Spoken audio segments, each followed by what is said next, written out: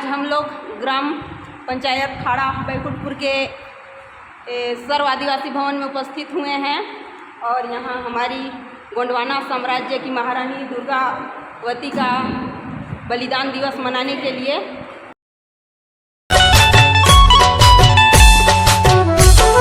मावा गोंडवाना इंदाना जय सेवा मावा गोंडवाना इंदाना जय सेवा राजा राव नानवम शरण भूमि मावा राजा राव नानवम शरण भूमि मावा वर्व गड़त दरबा साले कसाट सलबा वर्व गड़त दरबा साले कसाट सलबा राजा महाराजा लीरा युद्ध भूमि मावा राज महाराजा लीरा युद्ध भूमि मावा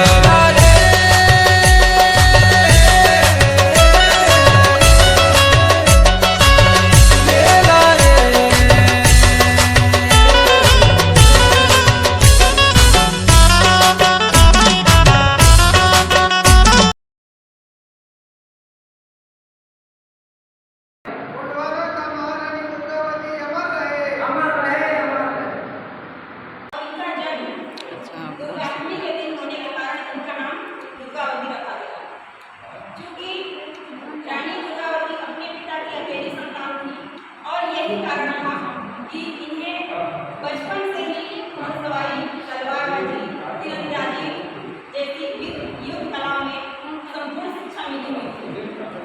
कुछ ही समय बाद जब रानी दुर्गावती विवाह योग्य हो गई तो सन 1542 में गोंड शासक संग्राम शाह के पुत्र दलपत शाह के साथ उनका विवाह संपन्न हुआ और सन 1545 में रानी दुर्गावती ने एक पुत्र को जन्म दिया जिनका नाम वीर नारायण रखा गया।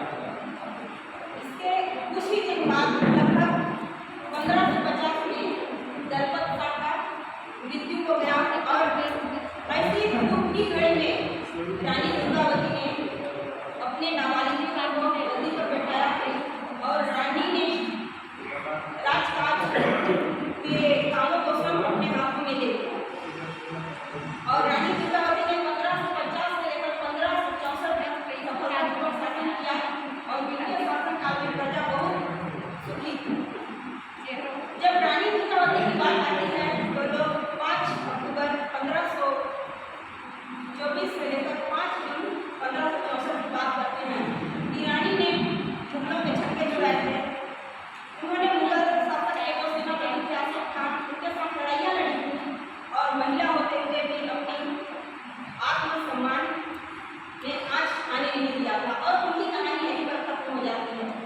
लेकिन क्या उन्होंने जो संघर्ष किया होगा अपने जीवन में वो इतना आसान रहा होगा? जिनको आज हम याद कर रहे हैं, उनको पूज रहे हैं, आज हम लोग उनको आत्मस्मरण कर रहे हैं, क्या वो दौर इतना आसान रहा होगा? तब वह 1564 का समय था और आज यह समय है लगभग 450 साल बीत गए, लेकिन क्या आज भी हमारे समाज में महिलाओं को उतना ही सम्मान दिया जाता है जितना कि उन्हें देते थे?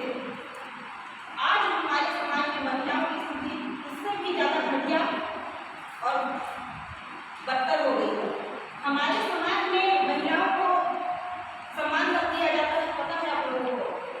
जब हमारे समाज में समाज का आरक्षण लेकर महिलाएं पंच, सरपंच, जिला पंचायत अध्यक्ष, जनपद अध्यक्ष बनते हैं और ऐसे प्रोग्राम में ऐसे मंचों पर उनको सम्मान दिया जाता है।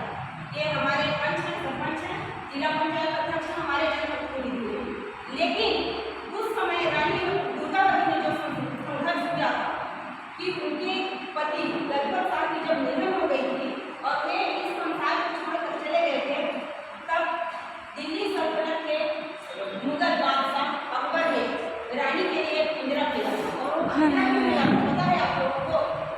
वो पिंजरा इसलिए भेजा था रानी को अपमान करने के लिए, उनको एहसास कराने के लिए, उनको नीचा दिखाने के लिए कि तुम एक नारी हो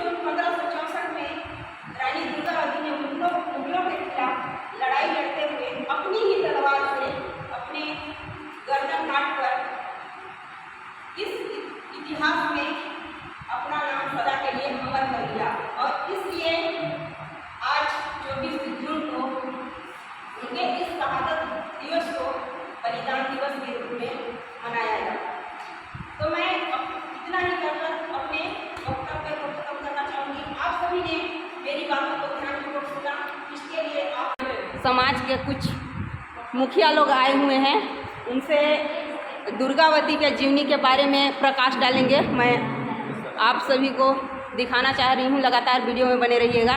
जिन्होंने समाज की रक्षा के लिए, गोंडवाना की रक्षा के लिए अपने प्राणों की आहुति दिया, यानी अपने खूनों का बलिदान देकर महारानी दुर्गावती ने इस समाज को शिखर तक पहुंचाया।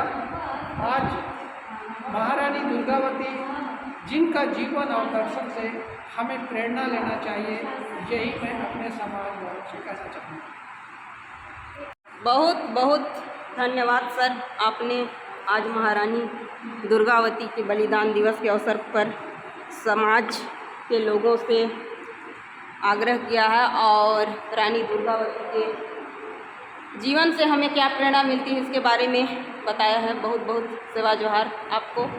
इसके पश्चात हमारे साथ हैं हमारे सर्व आदिवासी समाज कोरिया के सचिव विजय सिंह कोया। आप भी रानी दुर्गावती के बारे में अपने विचार रखेंगे। साथियों, आज हम लोग 24 जून 2024 को रानी दुर्गावती जी का बलिदान दिवस आदिवासी भवन खोर्री में मना रहे हैं। मैं यही समाज के लोगों से और सर्व समाज के लोगों से भी यह आग्रह करूंगा कि रानी दुर्गावती ने जो हमारे समाज के लिए जो किया है, जितना संघर्ष किया है गोंडवाना की रक्षा के लिए, उनके पद चिन्हों पर चलना चाहिए। हमारे पूर्वजों ने अपने इतिहास को बचाने के लिए, अपने जल जंगल ज़मीन की रक्षा के लिए अपने सर्वस्व न्यौछावर कर दिया, बलिदान दे दिया। उनके पद चिन्हों पर हमें आज चलने की आवश्यकता है। हमारे पूर्वजों की जो धरोहर जितना उन्होंने बनाकर हमारे लिए बचाकर दिया है, हमको उसको बचाने की आवश्यकता है। इसके लिए हम सबको एक साथ संगठित होकर लड़ाई लड़ना पड़ेगा। मैं ही आप सबको यही आपसे अपील करता हूँ, संगठित होइए, संघर्ष करिए। इतना ही मैं आपसे विनम्र करता हूँ। जय जोहार, जय सेवा। बहुत बहुत धन्यवाद भैया, आपने समाज को बहुत ही अच्छी, आपने अपने द्वारा समाज को संदेश भेजा है कि समाज संगठित रहे, एकजुट रहे, तो हमारा समाज निश्चय ही आगे बढ़ेगा। और मेरे वीडियो में हमेशा बने रहिएगा। और जो भी मेरे वीडियो में नए होंगे तो मेरे चैनल को सब्सक्राइब ज़रूर कीजिएगा। और वीडियो अच्छा लगे तो वीडियो को लाइक, शेयर और कमेंट ज़रूर कीजिएगा।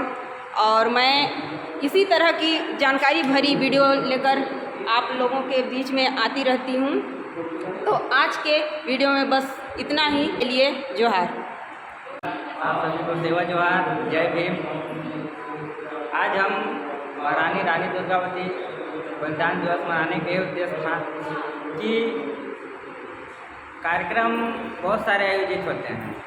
कार्यक्रम अध्यक्ष बहुत सारे होते हैं, अध्यक्षता करते हैं कार्यक्रम का। तो हमारा मेन उद्देश्य ये था कि हमारी जो मातृशक्तियाँ हैं उनको आगे लाने का, उनको एक लीडरशिप, जो समाज का एक लीडरशिप करना होता है। तो हम चाहते हैं कि हमारे जो समाज की जो मातृशक्तियाँ हैं वो हमारे समाज का एक लीडरशिप करें। जो रानी दुर्गावती जी अपने जो गोंडवाना विरासत, रानी जो गढ़मंडला महारानी थी, तो वहाँ के एक नेतृत्व करता थी।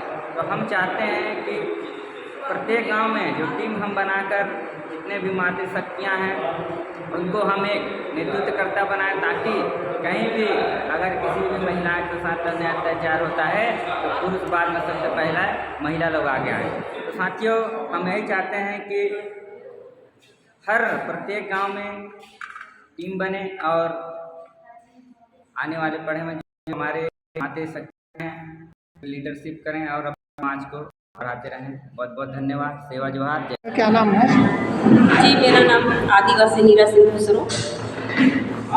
आज जो महारानी दुर्गावती का शहादत दिवस यहाँ पे आयोजित था, इस संबंध में आपका विचार और उनसे क्या प्रेरणा मिलता है? सर देखिए, मुझे रानी दुर्गावती से बहुत कुछ मिला, क्योंकि मैं समाज से जुड़ी हूँ और अपने पुरखों का इतिहास जानी हूँ। जैसे आप इतिहास उठाकर लीजिए तो हमारे बहुत सारे पुरखे हैं ऐसे, जिनमें महिलाएं भी हैं, जिनमें से भारत का अगर इतिहास को देखा जाए तो महारानी दुर्गावती का नाम उन महानतम वीरांगनाओं में से एक है जिन्होंने अपनी चंदेल वंश की धरोहर और गोंडवाना साम्राज्य की शासिका रही हैं, जिन्होंने अपनी आत्मसम्मान और प्रजा की रक्षा के लिए, अपनी मातृभूमि की रक्षा के लिए अपनी दुश्मनों के साथ समझौता नहीं की, बल्कि इन्होंने अपना खुद का बलिदान दे दिया। धन्यवाद।